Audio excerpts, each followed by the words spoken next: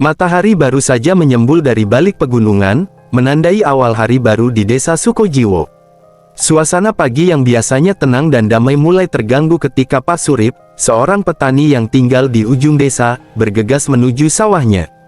Pagi itu terasa berbeda, ada firasat aneh yang menggelayuti pikirannya. Namun, Pak Surip menepis kekhawatiran itu dan melanjutkan pekerjaannya seperti biasa. Saat berjalan di pematang sawah, pandangannya tertuju pada sebuah benda gelap di kejauhan. Rasa penasaran membawanya mendekat, dan semakin dekat, perasaannya semakin tidak enak. Ia mempercepat langkah, dan begitu tiba di tempat itu, napasnya tertahan. Tergeletak di tengah sawah adalah tubuh Pak Wiryo, seorang warga desa yang dikenal ramah dan baik hati. Pak Wiryo ditemukan dalam kondisi yang mengerikan. Perutnya terburai, darah telah mengering dan bagian jantungnya hilang. Pak Surip terpaku di tempatnya, tidak percaya dengan apa yang dilihatnya. Ketakutan dan keterkejutan segera menguasainya, membuat lututnya lemas. Ia mencoba berteriak memanggil bantuan, tetapi suara yang keluar hanya berupa bisikan serak. Setelah beberapa detik yang terasa seperti selamanya, Pak Surip berhasil mengumpulkan kekuatan untuk berteriak, "Tolong! Ada orang mati, tolong!" Suaranya menggema di antara sawah dan perbukitan, menarik perhatian penduduk desa lainnya. Satu persatu, warga desa mulai berdatangan. Mereka berlari menuju sumber suara teriakan Pak Surip. Seiring bertambahnya jumlah orang, kegemparan semakin menjadi. Beberapa wanita menjerit melihat pemandangan mengerikan itu, sementara yang lainnya menangis dalam pelukan suami atau kerabat mereka. Anak-anak yang ikut serta hanya bisa berdiri terpaku, dengan mata terbelalak ketakutan. Kepala desa, Pak Mulyo, segera tiba di tempat kejadian setelah mendengar berita buruk ini. Dengan wajah serius dan hati-hati, ia mencoba mengatur kerumunan yang semakin panik. "Semua mundur, beri ruang," serunya dengan suara tegas. Orang-orang mulai mundur, memberi ruang bagi Pak Mulyo dan beberapa pemuda desa untuk memeriksa mayat Pak Wiryo lebih dekat. Pak Mulyo berlutut di samping tubuh tak bernyawa itu, hatinya terasa berat. "Siapa yang melakukan ini?" gumamnya pelan, namun cukup keras untuk didengar oleh beberapa orang di sekitarnya. Salah satu pemuda, Joko, dengan wajah pucat bertanya, "Pak, apakah ini pekerjaan manusia? Atau sesuatu yang lain?" Desa Sukojiwo memang dikenal dengan berbagai cerita mistis dan legenda, sehingga pertanyaan Joko menambah ketakutan di hati para warga. Beberapa orang mulai berbisik-bisik, mengaitkan kejadian ini dengan berbagai kisah hantu dan makhluk halus yang beredar di desa. Pak Mulyo, meskipun juga merasakan ketakutan yang sama, mencoba tetap rasional. "Kita harus melapor ke pihak berwajib. Ini bukan urusan kita sendiri. Sekarang, semua kembali ke rumah masing-masing. Jangan ada yang keluar malam ini sampai kita tahu lebih banyak." Namun, ketakutan sudah terlanjur mengakar. Berita penemuan tubuh Pak Wiryo dengan cepat menyebar ke seluruh desa, menciptakan atmosfer mencekam. Para ibu melarang anak-anak mereka bermain di luar rumah, dan para lelaki desa mulai berjaga-jaga dengan senjata seadanya. Sore itu, ketika matahari mulai tenggelam, desa Sukojiwo berubah menjadi tempat yang berbeda. Sunyi, gelap, dan penuh dengan ketakutan. Pintu-pintu terkunci rapat, dan setiap suara kecil di malam hari membuat jantung berdegup kencang. Para warga hanya bisa berharap bahwa esok hari akan membawa jawaban, dan teror ini akan segera berakhir. Pagi berikutnya, ketika kabut pagi masih menyelimuti desa Sukojiwo, kepala desa Pak Mulyo sudah bersiap di balai desa. Wajahnya menunjukkan kelelahan setelah malam panjang yang penuh dengan pikiran gelisah. Ia tahu, untuk menjaga ketenangan desa, ia harus segera menemukan jawaban atas kematian Pak Wiryo. Bersama dengan beberapa pemuda desa yang dipimpin oleh Joko, Pak Mulyo mengumpulkan penduduk di balai desa. Di hadapan mereka, Pak Mulyo berbicara dengan suara yang berusaha tenang, "Kita harus mencari tahu siapa atau apa yang bertanggung jawab atas kematian ini. Kita tidak bisa membiarkan rasa takut menguasai kita." Pak Mulyo membagi kelompok menjadi beberapa tim kecil, masing-masing dipimpin oleh pemuda yang dipercaya. Mereka akan menyelidiki berbagai area di sekitar desa, dari hutan di sebelah barat hingga sungai di sebelah timur. Tim pertama menelusuri pematang sawah. Tim pertama, dipimpin oleh Joko, memutuskan untuk menyisir area pematang sawah tempat mayat Pak Wiryo ditemukan. Mereka memeriksa tanah dengan cermat, mencari jejak kaki atau tanda-tanda perkelahian. Joko dengan teliti memeriksa setiap sudut sawah, berharap menemukan sesuatu yang bisa menjadi petunjuk. Namun, tanah berlumpur itu tidak menunjukkan apa-apa selain jejak kaki para petani yang biasa bekerja di sana. Tidak ada jejak lain selain jejak kaki kita sendiri, gumam Joko, kecewa. Ia mengarahkan pandangannya ke hutan di seberang sawah. Mungkin pelakunya datang dari sana, pikirnya, meski tak ada bukti yang mendukung teorinya. Tim kedua menyasar kawasan hutan. Tim kedua, dipimpin oleh Surya, bergerak ke arah hutan lebat yang berbatasan dengan desa. Hutan itu selalu menjadi sumber cerita menakutkan, penuh dengan legenda tentang makhluk halus dan roh gentayangan. Meskipun demikian, Surya dan timnya memberanikan diri menyusuri jalan setapak yang jarang dilewati. Mereka menyisir hutan dengan hati-hati, memeriksa setiap semak dan pohon yang mungkin menyembunyikan petunjuk. Namun, setelah berjam-jam mencari, mereka tidak menemukan apa-apa selain daun-daun gugur dan suara burung hutan. Apakah mungkin ada binatang buas yang melakukan ini? Tanya salah satu anggota tim. Surya menggeleng, luka pada tubuh Pak Wiryo terlalu rapi untuk dilakukan oleh binatang. Ini pasti perbuatan manusia, atau sesuatu yang lebih jahat. Tim ketiga menyusuri sungai. Tim ketiga, dipimpin oleh Darto, menyelidiki sungai yang mengalir di sisi timur desa. Mereka berharap menemukan barang bukti yang mungkin dibuang di sana, seperti pakaian atau senjata. Mereka menyusuri tepi sungai dengan hati-hati, menyelam ke dalam air dingin untuk mencari apapun yang mencurigakan. Namun, sungai itu hanya membawa arus air jernih tanpa jejak apapun.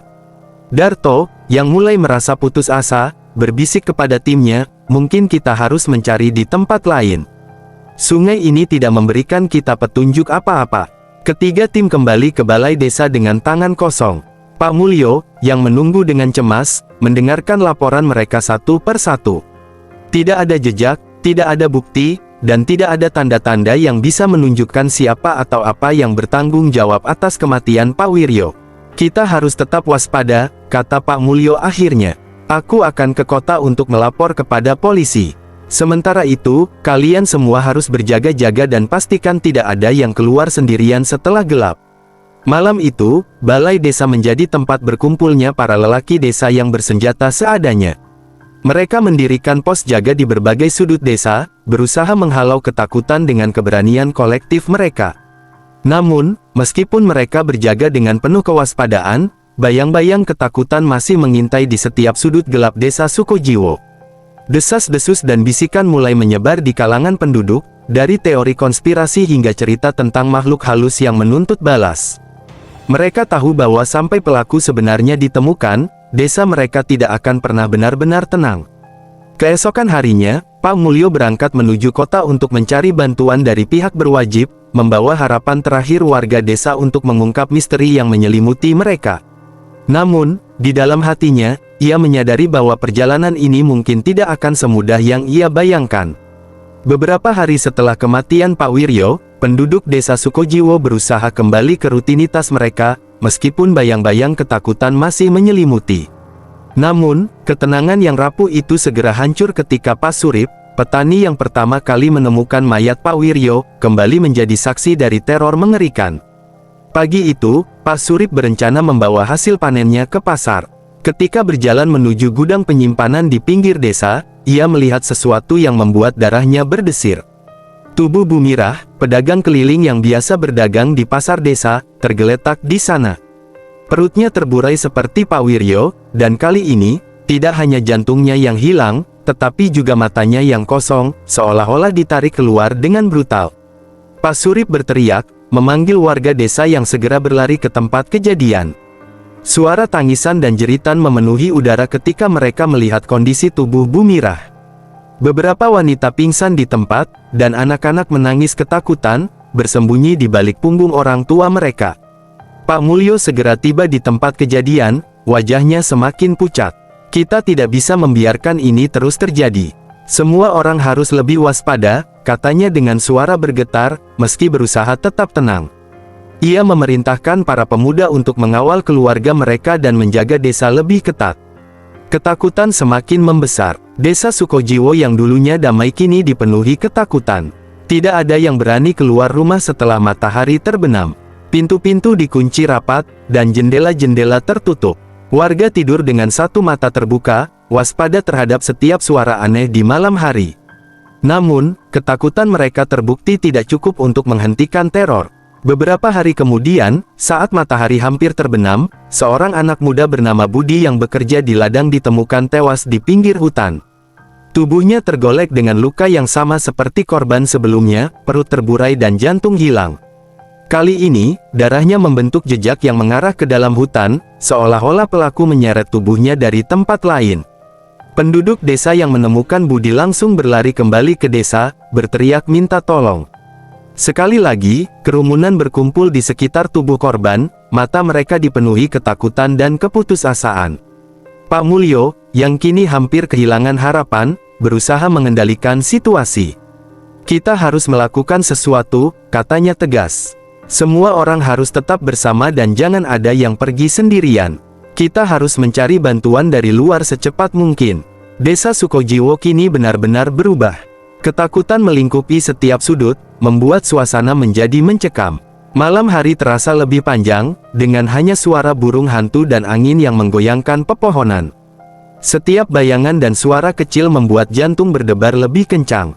Para pemuda desa, yang seharusnya berada dalam masa-masa paling bersemangat dalam hidup mereka, kini berjaga-jaga dengan wajah muram dan senjata sederhana. Mereka berpatroli di sekitar desa, meski mereka tahu bahwa mereka berhadapan dengan sesuatu yang lebih kuat dan misterius daripada yang bisa mereka hadapi. Para wanita dan anak-anak berlindung di rumah, tidak berani mengintip keluar jendela.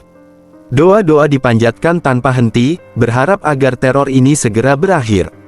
Namun, di balik doa-doa itu, ada ketidakpastian dan ketakutan yang terus membesar. Setiap hari, ketika matahari mulai terbenam, desa Sukojiwo berubah menjadi tempat yang sunyi dan penuh kecemasan. Para warga berbicara dengan bisikan, seolah-olah takut sesuatu yang jahat akan mendengar mereka. Setiap langkah diambil dengan hati-hati, dan setiap tatapan penuh dengan kecurigaan. Pak Mulyo, meskipun merasa putus asa, berusaha tetap menjadi pemimpin yang kuat bagi warganya. Ia mengadakan pertemuan rutin di balai desa, mencoba mengumpulkan informasi dan mencari cara untuk melindungi penduduk. Namun, setiap malam, ketika ia kembali ke rumahnya, ia merasakan beban yang semakin berat di pundaknya. Desa yang dulunya penuh dengan tawa dan kehangatan kini berubah menjadi tempat yang dipenuhi rasa takut dan kegelapan. Setiap hari, warga berharap bahwa teror ini akan berakhir, tetapi di dalam hati, mereka tahu bahwa sesuatu yang jahat masih mengintai mereka. Setiap pagi yang baru membawa ketidakpastian, dan setiap malam yang tiba membawa ketakutan yang lebih besar. Teror di desa Sukojiwo masih jauh dari selesai, dan misteri kematian yang mengerikan ini masih belum terpecahkan. Entah dari mana sumbernya, kini warga pun mulai curiga dengan seorang nenek yang tinggal dekat dengan kuburan desa. Di ujung desa Sukojiwo, dekat dengan kuburan desa itu, tinggal seorang nenek bernama Nyi Karti. Rumahnya berdiri sendiri, terpisah dari rumah-rumah lainnya, dikelilingi oleh pepohonan besar dan semak belukar. Kehidupan Nyi Karti penuh dengan misteri. Dia jarang berinteraksi dengan warga desa dan lebih sering terlihat berjalan di sekitar kuburan pada malam hari, menambah kesan menyeramkan yang sudah lama melekat padanya. Penduduk desa selalu memandang Nyi Karti dengan kecurigaan. Ada desas-desus bahwa dia memiliki ilmu hitam dan sering melakukan ritual aneh di dekat kuburan. Beberapa warga bahkan mengklaim pernah mendengar suara nyanyian aneh dari arah rumahnya pada tengah malam. Ketika teror mulai melanda desa Sukojiwo dengan kematian aneh Pak Wiryo, Bu Mirah, dan Budi, kecurigaan warga semakin mengarah kepada Nyi Karti. Mereka merasa bahwa hanya seseorang dengan ilmu hitam yang bisa melakukan kekejaman seperti itu. Suatu malam, ketika ketakutan warga mencapai puncaknya setelah penemuan mayat Budi, para tokoh desa memutuskan untuk mengadakan pertemuan darurat di balai desa. Pak Mulyo memimpin pertemuan itu, meskipun hatinya diliputi keraguan. "Kita tidak bisa terus hidup dalam ketakutan seperti ini," kata Pak Mulyo dengan suara berat. "Kita harus mencari tahu siapa atau apa yang bertanggung jawab atas kematian-kematian ini." Seorang warga, Pak Surip, berdiri dan berkata, "Kita semua tahu ada satu orang yang selalu terlihat mencurigakan. Nyi Karti. Dia tinggal dekat kuburan dan sering melakukan hal-hal aneh. Mungkin dia pelakunya. Desas-desus segera menyebar di antara warga yang hadir. Ketakutan menguatkan prasangka mereka. Dia pasti punya ilmu hitam, bisik salah satu warga. Siapa lagi yang bisa melakukan kekejaman seperti ini? Pak Mulyo, meskipun merasa tidak nyaman dengan arah perbincangan, tahu bahwa dia harus mengatasi ketakutan ini. Baiklah, katanya akhirnya, kita akan mendatangi rumah Nyi Karti dan bertanya langsung padanya. Tapi kita harus tetap tenang dan tidak main hakim sendiri. Malam itu, sekelompok warga desa yang dipimpin oleh Pak Mulyo dan Pak Surip, berjalan menuju rumah Nyi Karti. Mereka membawa obor dan senjata seadanya, bersiap menghadapi apapun yang akan mereka temukan. Wajah mereka penuh dengan tekad dan ketakutan yang bercampur aduk. Ketika mereka tiba di rumah Nyi Karti, suasana menjadi semakin mencekam. Rumah itu tampak gelap dan sunyi, hanya diterangi oleh cahaya obor yang berkedip-kedip. Pak Mulyo mengetuk pintu dengan keras, "Nyi Karti, keluar, kami ingin bicara denganmu." Pintu berderit terbuka, dan Nyi Karti muncul di ambang pintu. Wajahnya keriput dan matanya tajam menatap kerumunan di depannya. "Apa yang kalian inginkan?" tanyanya dengan suara parau. Pak Mulyo mencoba bersikap tenang, "Nyi Karti, kami di sini untuk mencari tahu tentang kematian aneh yang terjadi di desa.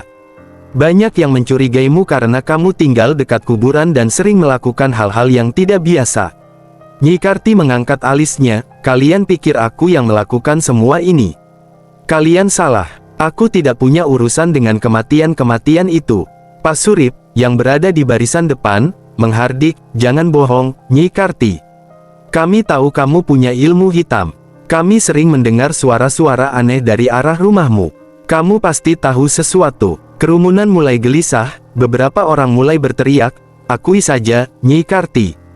Jangan bohongi kami." Suasana menjadi semakin panas, dengan warga yang mulai mendesak maju, mengacungkan senjata mereka. Nyi Karti mundur beberapa langkah, wajahnya tetap tenang meski situasi semakin mengancam. "Kalian semua dibutakan oleh ketakutan dan prasangka. Aku bukanlah pelakunya. Aku hanya seorang wanita tua yang tinggal sendirian." Namun, kata-kata Nyi Karti tidak mampu meredakan amarah warga. Mereka terus mendesaknya, beberapa bahkan mulai melemparkan batu ke arah rumahnya. Pak Mulyo berusaha menenangkan kerumunan, tetapi suaranya tenggelam dalam keributan. "Nyi Karti, jika kamu tidak mengaku, kami akan memaksa kebenaran keluar darimu," teriak seorang pemuda, sambil mengacungkan tongkat. Melihat situasi yang semakin tidak terkendali, Pak Mulyo tahu bahwa dia harus bertindak cepat. "Tenang, semua tenang," serunya, mencoba mengendalikan massa. Namun, ketakutan dan kemarahan telah menguasai mereka. Warga desa, yang biasanya damai, kini berubah menjadi gerombolan yang dipenuhi kebencian dan prasangka. Malam itu, di bawah cahaya obor yang berkedip-kedip, Nyi Karti dihadapkan pada tuduhan yang tidak bisa dia bantah dengan kata-kata. Warga desa, yang diliputi oleh ketakutan dan ketidakpastian, mengambil tindakan spontan yang mungkin akan mereka sesali di kemudian hari. Nyi Karti, yang tampak kecil dan rapuh di ambang pintu rumahnya, menatap kerumunan dengan mata yang penuh ketakutan dan keputusasaan. "Aku tidak melakukan apa-apa. Kalian harus percaya padaku," pintanya dengan suara bergetar. Namun, kata-kata Nyi Karti tenggelam dalam lautan amarah warga desa. Beberapa pemuda yang berada di barisan depan segera melompat maju, meraih tangan Nyi Karti dengan kasar dan menyeretnya keluar dari rumahnya. Teriakan ketakutan Nyi Karti tidak menghentikan mereka, malah mempercepat langkah mereka. "Kita harus menghentikan teror ini sekarang," teriak Pak Surip, memimpin kerumunan menuju lapangan desa. "Nyi Karti adalah penyebab semua ini. Dengan mengakhiri hidupnya, kita bisa kembali hidup tenang." Kerumunan yang terhasut semakin liar. Orang-orang yang biasanya ramah dan sopan kini berubah menjadi sosok yang brutal, dipenuhi oleh ketakutan dan kebencian. Mereka berteriak-teriak, mengacungkan senjata seadanya, tongkat, cangkul, dan batu. Wajah mereka dipenuhi kemarahan yang tak terbendung. Nyi Karti diseret ke tengah lapangan desa, tubuhnya yang lemah terhuyung-huyung, jatuh bangun di atas tanah yang keras. Suara tangisnya merobek malam, tetapi tak ada seorang pun yang menunjukkan belas kasihan. Pak Mulyo, yang menyaksikan kejadian itu dari jarak dekat, berusaha menghentikan warga. "Kita harus berpikir rasional, ini bukan cara yang benar," serunya, tetapi suaranya tertelan dalam hiruk-pikuk massa. Beberapa wanita yang berdiri di pinggir kerumunan menangis, tapi tidak berani melangkah maju untuk menghentikan kekejian itu. Anak-anak yang melihat kejadian itu bersembunyi di balik kaki ibu mereka, menutup telinga untuk menghindari suara mengerikan yang memenuhi udara. Di tengah lapangan desa, Nyi Karti dikelilingi oleh kerumunan yang marah. Seseorang melempar batu pertama, mengenai bahu Nyi Karti. Batu kedua menyusul, dan sekejap kemudian, hujan batu mengguyur tubuhnya yang ringkih. Suara pukulan dan jeritan kesakitan menggema di udara malam. Pak Surip, yang kini memegang tongkat besar, mendekati Nyi Karti yang terjatuh di tanah. "Ini untuk semua nyawa yang telah kau renggut," katanya dengan suara dingin, sebelum mengayunkan tongkatnya dengan kekuatan penuh. Tubuh Nyi Karti tersentak oleh pukulan itu, namun ia tidak lagi bersuara. Warga lain ikut serta, menendang dan memukul dengan penuh kebencian. Setiap pukulan disertai teriakan yang mencampurkan rasa takut dan kemarahan. Nyi Karti tak berdaya menghadapi amukan massa. Tubuhnya terkulai, dibiarkan tak bernyawa di tanah, dipenuhi luka-luka yang mengerikan. Pak Mulyo, meskipun hatinya penuh dengan penyesalan, tidak bisa menghentikan kerumunan yang sudah tersulut oleh api ketakutan. Dia tahu bahwa apa yang terjadi malam itu akan meninggalkan luka mendalam di hati setiap warga desa. Akhirnya, ketika kekejaman itu usai, kerumunan mulai buyar, meninggalkan tubuh Nyi Karti yang hancur di tengah lapangan. Suasana desa berubah menjadi sunyi mencekam, hanya suara angin yang berhembus pelan dan tangis tertahan yang terdengar. Malam itu, desa Sukojiwo terbungkus dalam kesunyian yang menyakitkan. Warga kembali ke rumah masing-masing dengan perasaan campur aduk, lega bahwa teror mungkin telah berakhir, namun juga dihantui oleh bayangan tindakan brutal yang baru saja mereka lakukan. Pak Mulyo berdiri di tengah lapangan, menatap tubuh Nyi Karti yang tak bernyawa. Ia merasa bertanggung jawab atas apa yang telah terjadi. Dengan langkah berat, Pak Mulyo memerintahkan beberapa pemuda untuk menguburkan tubuh Nyi Karti di pemakaman desa. "Kita harus memberinya kedamaian, meskipun kita tidak pernah yakin akan kebenaran," katanya dengan suara pelan. Desa kembali tenang untuk sementara, tetapi ketenangan itu rapuh. Warga berharap bahwa dengan kematian Nyi Karti, teror akan berakhir. Namun, di dalam hati, mereka tahu bahwa apa yang telah mereka lakukan malam itu tidak akan mudah dilupakan, dan bayang-bayang ketakutan masih mengintai mereka. Setelah kematian Nyi Karti, desa Sukojiwo mulai merasakan sedikit ketenangan. Warga berharap bahwa tindakan brutal mereka telah mengakhiri teror. Namun, harapan itu segera hancur ketika penemuan yang mengerikan kembali mengguncang desa. Suatu pagi, suara jeritan melengking dari arah ladang membuat warga desa terbangun dalam kepanikan. Ibu Minah, seorang wanita parubaya, ditemukan terisak-isak di dekat mayat putrinya, Siti, yang baru berusia 7 tahun. Tubuh Siti tergolek di tanah dengan luka yang sama mengerikannya seperti korban sebelumnya, perut terburai dan jantung hilang. Pak Mulyo yang mendengar keributan itu segera berlari ke tempat kejadian, bersama dengan warga lainnya. Ketika mereka melihat tubuh Siti, suasana menjadi mencekam.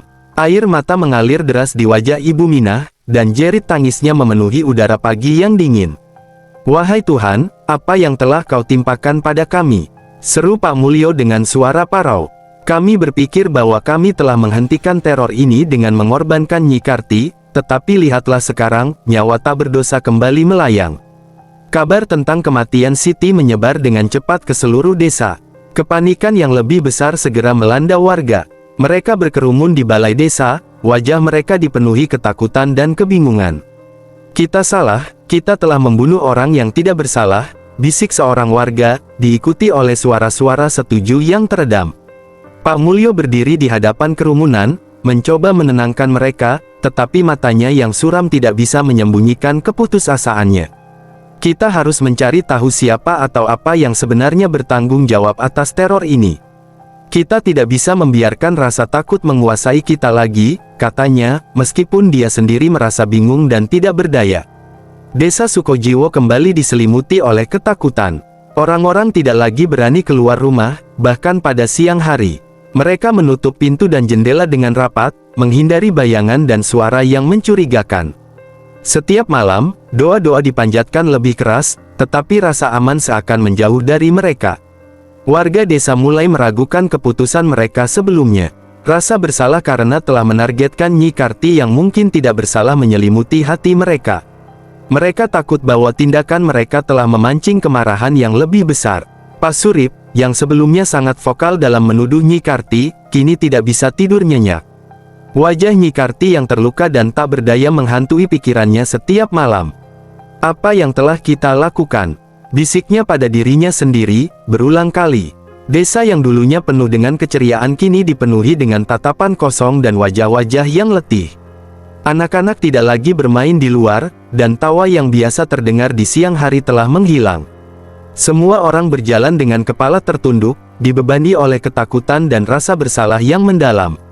Pak Mulyo memutuskan untuk mengadakan pertemuan darurat di balai desa. Ia mengundang semua warga untuk datang dan berdiskusi tentang langkah selanjutnya. Dengan suara yang berat, ia berkata, "Kita tidak bisa terus seperti ini. Kita harus menemukan kebenaran dan memastikan bahwa tidak ada lagi nyawa yang melayang sia-sia." Seorang warga, Pak Banu, berdiri dan berkata, "Kita harus meminta bantuan dari luar. Kita butuh seseorang yang lebih ahli untuk menyelidiki ini.